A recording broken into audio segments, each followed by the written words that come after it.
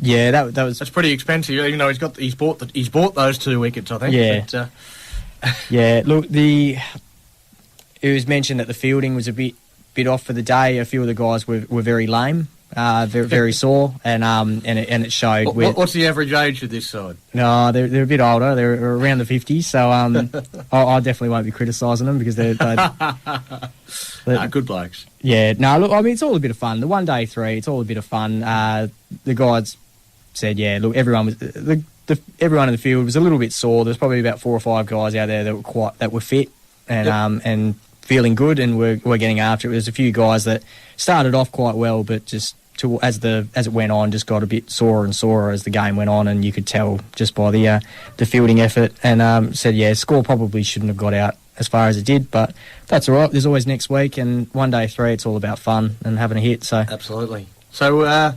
How'd the undefeated Midland Guildford Cricket Club go? Oh Jesus! It's all turned sour, didn't it? They've had two rounds where they've gone 3 from 4 and 4 from 4. Now they've gone 0 from 4. I was going through the results and I was like, no, I've got to be reading this wrong. They've been. I know you've got to cough one up eventually, but to lose all 4, that was I was not expecting that from the side. The first division, 10 for 95, defeated by Bayswater Morley, 2 for 96. Howard was 36 runs off 54 balls, and these are all 1 day games, by the way.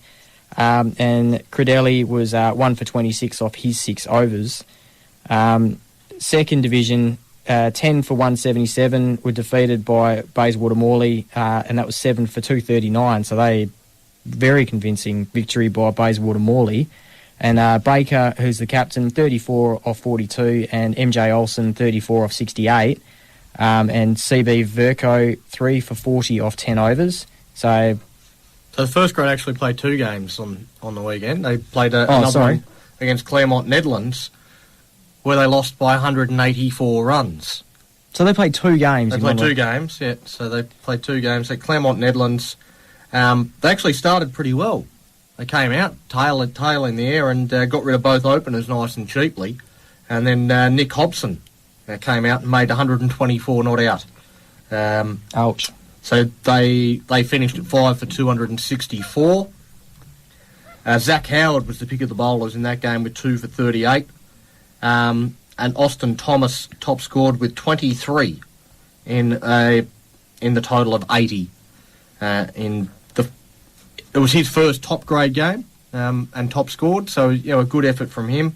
He made 55 and 97 in his 2 second grade games, so he's obviously earned his spot in the top side and comes out and top scores. But when your top score's 23, it's not. So two games for the first grade team and knocked over for under 100 in both of them after, as you say, very dominant start to the season. Yeah, dominating the first 2 rounds, but they've been brought crashing back to earth, unfortunately, and got to find some way of turning around.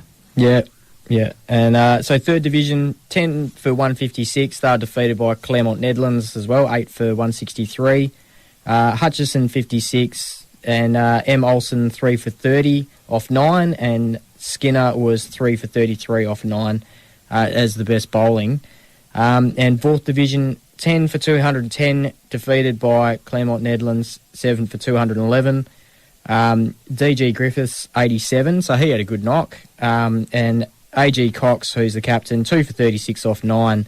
But not all doom and gloom for Midland Guildford. The female A-grade and B-grade 2020 side both came out with victory, so that's at least... the girls, I don't know if they've actually lost one yet. So. Well, I mean, it seems the same in quite a lot of sports. The women give us more to cheer about than the blokes. So keep going, girls. Yeah, so the A grade defeated South Perth 7 for 172, defeated 7 for 87. So they were an absolute smashing by them. Paparo, the captain, 73 off 52. She wasn't messing about. And Cooper, 4 for 16 off 4 overs. So that's very good stats there. The B grade side, they also defeated South Perth 6 for 90, defeated them 6 for 88. We are 2 for 6 off of 4 overs. Very economical by her, yeah, very good bowling. And A.G. Evers, the wicket keeper, 54 or 52, so she's come out to play as well and just given it an almighty smack. Yeah.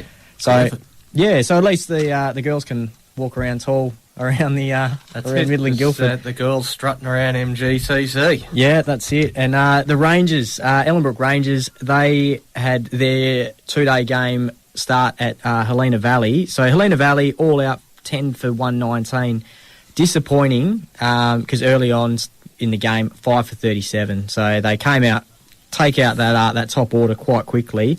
One of the batters for Helena Valley, Scroop, finished with 64, but the disappointing part was he was a dropped catch for 23, and from what I've been told, it's quite a standard one. Yeah, quite a standard catch. You can't give stick for the Superman catches if you drop those, but apparently this one was quite a regulation catch, so it might be a kangaroo court visit for the field there. I'd say that not even a point going to the kangaroo court. Just plead guilty and pay your fine. That's it, mate. In my experience, kangaroo court, you don't plead not guilty, mate, because the penalty gets doubled. Ryan Cannell, 6 for 37 off 17 overs. So very, very good statistics by him as far as bowling goes. He didn't do much wrong. Now, the game has gone, obviously we'll pick up again this Saturday. Ellenbrook did come out to bat, 2 for 71, so well on track. Really a good spot. They're very good spot, but when you consider that the other... that Helena Valley was 5 for 37 and then managed to turn it around. You know, cricket is that game where it could be 2 quick wickets and suddenly you're not in as good a position as you were 5 A few balls overs. being thrown out there, though, I hear. I heard there was a lot of fun banter going on out there, and there a lot of heat on Brian Taylor, who's the 17 not out. Apparently he's coughing a fair bit of stick out there, so I know BT likes to dish out a few comments himself. He likes to give it a little bit back, so good on him. And Kevin Ginn, 33, he was knocked out for, so he's the highest batter so far for Ellenbrook, but they've got day 2 picking up this Saturday at Boyer Reserve in Helena Valley. Sounds like one well worth getting down to have a look. The boys are right on top, so yeah, Boyer, it's not that far away. You can head down and have a look. Yeah, well, Helena Valley, for people that don't know, it's only about 5 minutes from Midland Gate Shopping Centre to that area. It's actually very close. It's not Mount Helena that some people get it confused for, and half an hour up the hill. We're talking within the Midland area, City of Swan. So it's well worth getting down. Apparently the crowd on Saturday wasn't fantastic, only about 20, 30 people, and most of those were Helena Valley supporters. The Rangers are looking at having this well on track for a victory, so definitely worth getting down and having a look. Cheer them on. There'll be plenty of cheer about. That's it. BT will be putting on a show. That's it. Well, I reckon he gets a bit of a eye in. We could be looking at a decent score from him. So definitely get down, check out the Rangers. If you want to get down to check out Swan Valley, they'll be at home against Bedford Morley. Oh, was it Bedford Morley? I can't remember now. That might have been Midland Guildford actually. We're very professional here. Bayswater Morley, close enough. BM. Yeah, Bayswater Morley, but get down to Swan Valley, check out. I reckon that Phil will be. The coach will be pushing the bowlers big time this Thursday night to make sure that they are ready and firing to take on to defend our total of 260. You were right the first time. It's Bedford Morley. Is it? I got Bayswater Morley written down. Bayswater Morley was Midland Guildford. That's who they played. Oh, I am looking at the right thing. Yeah, that's right. It's the top of my list. Close enough. Oh, yeah, like you say. It's well-oiled machine here in the sheds. That's it, mate. We're all professional here.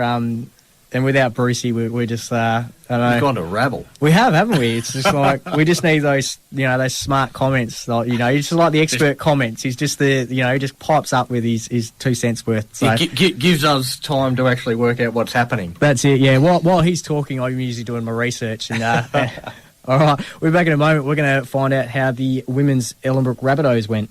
This is In the Sheds with Albie, Brucey and Donnie. Check us out on Facebook or Twitter @TheSheds885. That's right, you are in the Sheds. You hit us up on Twitter @TheSheds885, or you can get in touch with us on Facebook. If you do, we'll give you a shout out on the radio as we've done before. Now, the Ellenbrook women's Rabbitohs, they had to travel this weekend. How'd they go? Yeah, so obviously the first two games were at the local Ellenbrook home grounds, so it was not nice for them. They came out and they put on a great win over the Willagee Bears.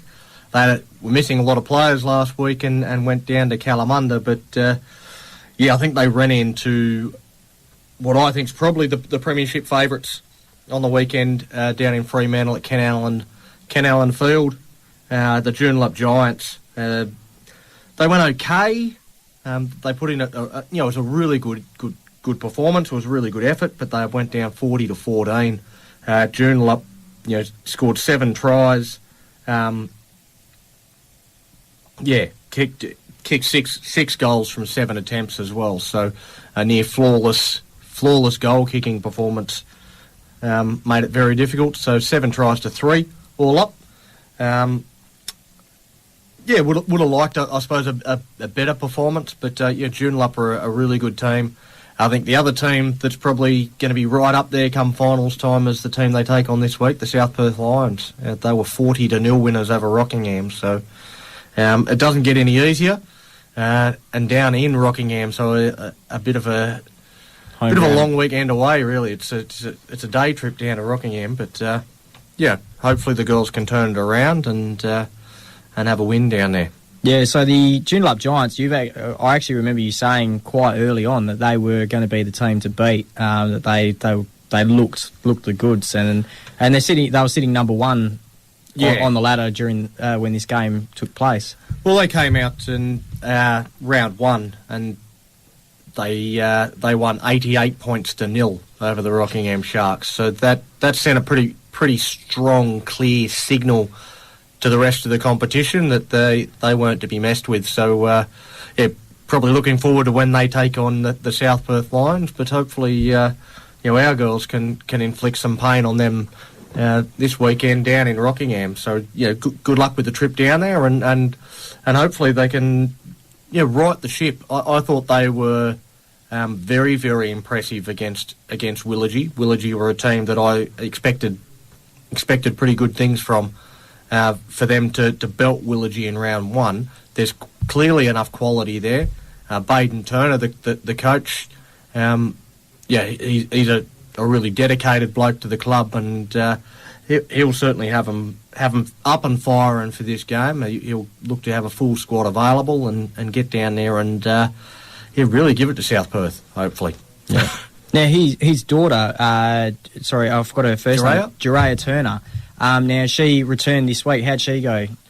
Yeah, so she had a good game. So I mean, obviously coming back from last weekend, she was over in Sydney for the combined affiliated states representing Western Australia.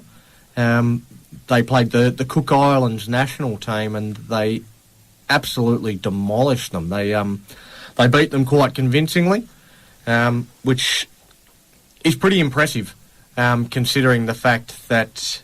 The Cook Islands women's team, they're going to be playing in the Women's World Cup that's coming up. So this is not, a bunch of locally based Cook Islands girls that they've plucked from here, there and everywhere to come and play a game of footy. This is the Cook Islands national team, and our girls, I think there were seven or eight girls from Western Australia all up, went over to Sydney and beat them. I think it was 40 to 4 or 40 to 10 or something like that. So it was a quite convincing win against a national team. So it was really impressive, and it's great to have her. I mean, she plays in the under-17s as well as playing in the women's game. So she's only young and a big future ahead of her. Really looking forward to good things from Gerard. Yeah, and we'll definitely have to get her on the show, especially when she makes the Jillaroos, and we can claim her as in the shed zone, well, as Brucey loves to claim of everyone. Right, we will be back in a moment, and we've just got some results from the soccer, so we'll be back in a second. This is In the Sheds with Albie, Brucey and Donnie on VCA 885 FM, where the valley comes alive. That's right, you're in the Sheds, you're listening to Albie, Brucey and Donnie.